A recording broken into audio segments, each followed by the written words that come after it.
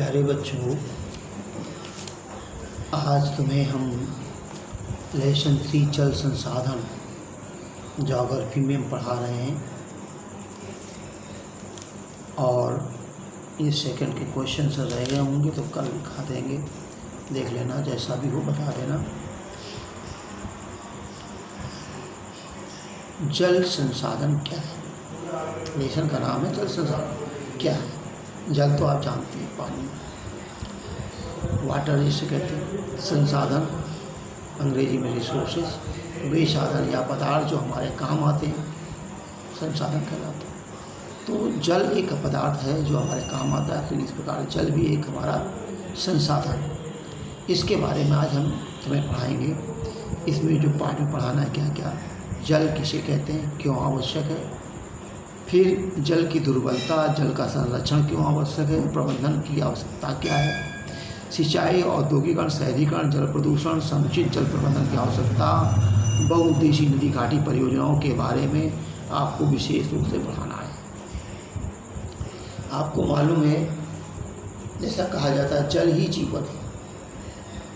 जल के बिना हमारा क्या, सभी जीव जंतुओं का जैव जगत में बहुत ही एक आवश्यक पदार्थ है, जिसके बिना जीवन संभव नहीं है। इसका वर्णन जितना भी हम करें वो बहुत कम है। जल के बिना हम क्या, संपूर्ण जगत नहीं रह सकता। समस्त विकास जल के बिना अवरुद्ध हो जाएगा, कोई विकास नहीं हो सकता। तो इसलिए हम कहते हैं कि जल ही जीवन है। लिखा भी है, जीवन के लिए जल अनिवार्य है। पृथ्वी पर विद्यमान समस्त जंतु वनस्पतियों जल के माध्यम से ही अपनी समस्त जैविक गतिविधियाँ सुचारू रूप से संपन्न करते हैं। बिना जल के जैविक गतिविधियों का संपन्न होना असंभव है।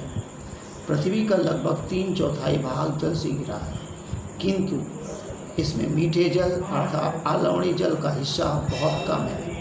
अलवणीय जल सतही अपवाह और भूगर्भ जल स्रोत से ही प्राप्त होता है। जलीय चक्र के द्वारा जल स्रोतों का नवीनीकरण व पुनर्भरण होता रहता है। आश्चर्यजनक बात यह है कि पृथ्वी का 3/4 भाग जल से घिरा होने के बाद भी यह अनुमान लगाया जा रहा है कि सन 2025 में लगभग 20 करोड़ लोगों को जल की कमी का सामना करना पड़ सकता है, क्योंकि जनसंख्या बढ़ती जा रही है। जनसंख्या बढ़ने के साथ पर्यावरण का असंतुलन होने के कारण पर्याप्त वर्षा नहीं होती है। पर्याप्त वर्षा न होने के कारण जल संकट उत्पन्न हो सकता है। यही बात बताई गई है। अब इसमें एक्स्ट्रा शॉर्ट में देते हैं, समुद्री जल नमक युक्त अर्थात लवणीय होता है, सामान्य प्रयोग के लिए या अनुपयोगी होता है। जब हम पृथ्वी पर लगभग 3/4 भाग जल होने की बात करते हैं तो इसी जल की बात कर रहे होते हैं। धरातल के नीचे चट्टानों के दरारों, छिद्रों और स्थित जल भौम जल या भूगर्भ जल कहलाता है। यह जल पीने हेतु सर्वाधिक उपयुक्त है।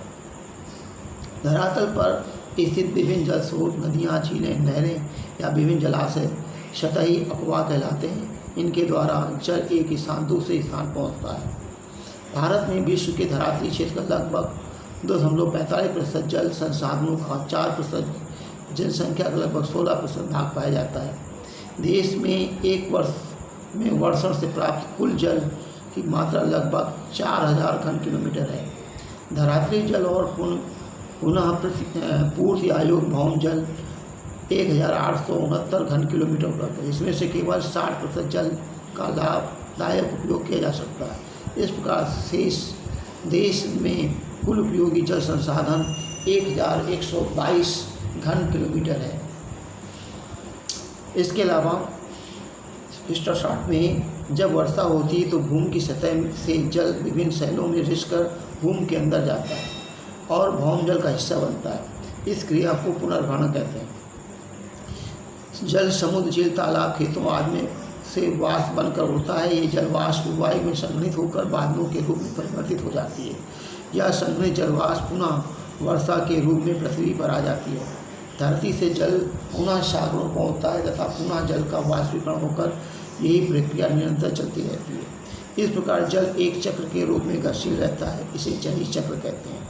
जिन शहरों से होकर भूमिगत जल प्रवाहित होता है उन्हें जलभृत अर्थात जल से भरा कहते हैं। जल का दुर्बलता, जल संरक्षण और प्रबंधन की आवश्यकता भी बताएंगे। पहले इधर फिर समझ लें, इसमें जो बातें कही मैं फिर से बता देता हूँ। जल संसाधन क्या है? वह समस्त जल जो हमारे आसपास नदियों, झीलों, तालाबों, सागरों, महासागरों, जलवाष्प एवं हिम के रूप में पाया जाता है, वह समस्त जल संसाधन कहलाता है। हमारी पृथ्वी पर 2/3 से अधिक भाग पर जल पाया जाता है, वह खारे पानी के जल के रूप में पाया जाता है। मात्र 1% ही जल तो हमारे धरातल पर मीठे पीने योग्य जल पाया जाता है। उस पर मीठे जल के द्वारा ही हम अपना जीवन यापन करते हैं। लेकिन जो जल उपलब्ध होता है वह वाष्प बनकर पुनः जल हमें प्राप्त हो जाता है। इस तरह से जब पुनः जल बार बार प्राप्त होता है उसे जल चक्र कहते हैं। कैसे?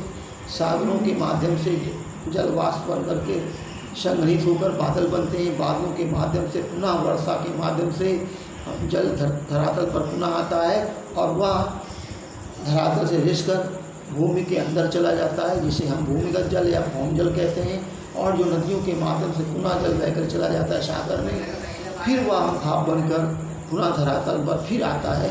तो इस तरह से धरातल से भाप बनकर ऊपर उठना, बादलों के द्वारा वर्षा के माध्यम से फिर धरातल पर जल का आना, ये जल चक्र कहलाता है। ये बराबर सतत चलता रहता है। इस प्रकार से हम देखते हैं जल तो सतत रूप से आवागमन होता रहता है, लेकिन इसके बावजूद भी जल की कमी हमारे क्षेत्र में क्यों पाई जाती है? क्योंकि इतनी जनसंख्या होती जा रही है और पर्यावरण का संतुलन वातावरण होता जा रहा है कि इससे वर्षा में कमी आती जा रही है। वर्षा की कमी के कारण ही हमारे आसपास जीवन में जल की कमी पाई जाती है, जो आगे आने वाले भविष्य में भी और अधिक हो सकती है। अतः इसे संतुलित बनाए रखने के लिए हमें अधिक से अधिक वृक्षारोपण करना होगा और जनसंख्या पर नियंत्रण करना होगा।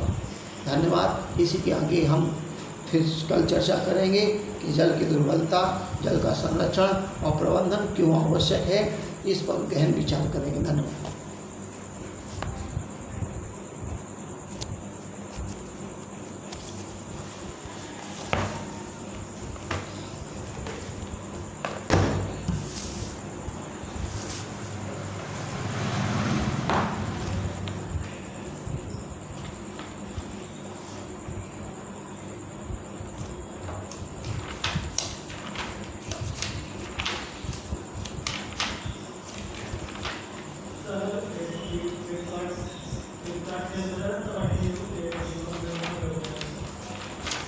So